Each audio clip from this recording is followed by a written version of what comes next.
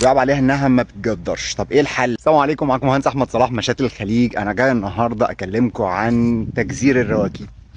طبعا المزرعه اللي انا فيها دي مزرعه كبيره وما شاء الله، يعني مزرعه قديمه والنخل اللي فيها كبر ومطلع فسائل على العالي. طبعا في حاله الفسائل على العالي بيعاب عليها انها بتبقى طالعه فيها انحناء، وده شيء طبيعي على فكره، السمان على العالي او على الواطي. وبيعاب عليها انها ما بتجدرش. طب ايه الحل؟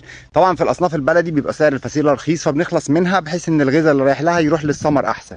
لكن طبعا صنف زي البرحي فسيلته دلوقتي بالشيء الفلاني، فطبعا لا، لازم بنتعامل معاها وبنخليها تجدر وتشتغل. وعن تجربه يا جماعه ما شاء الله، زرعنا بقالنا كذا سنه من الرواكيب دي وما شاء الله ممتازه زي الفسائل واحسن كمان ما شاء الله. اهم حاجه بس انها تكون خدت عنايتها وخدمتها صح. انا هفرجكم على شويه يعني نماذج ما شاء الله معموله بشكل جميل جدا جدا. يا رب يكون ظاهر معاكم. ما شاء الله اهي اللي جنبها دي ظاهره ما شاء الله، يا رب يكون ظاهر معاكم كويس المجموع الجذري بتاعها اللي ظهر جوه الشوال.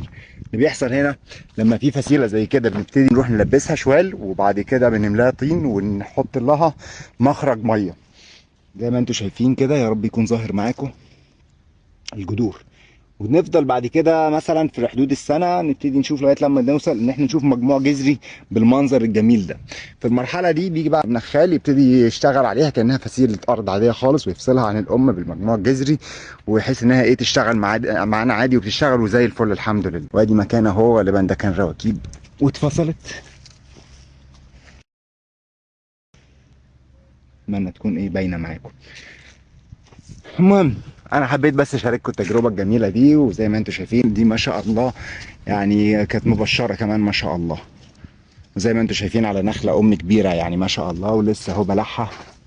طبعا ايه هو ما اهتموش بتلقيحها لانها فسيله يعني وفسيله على العالي، فما اهتموش، بس على كده ما شاء الله قبلت لقاح معانا شويه. المهم انا مش عايز اطول عليكم اكتر من كده، واتمنى اكون افدتكم. ولو في عندكم بقى اي استفسارات كلمونا او بعتوا لنا على الصفحه او على الواتساب، وان شاء الله نكون في خدمتكم. يلا اي خدمات. السلام عليكم.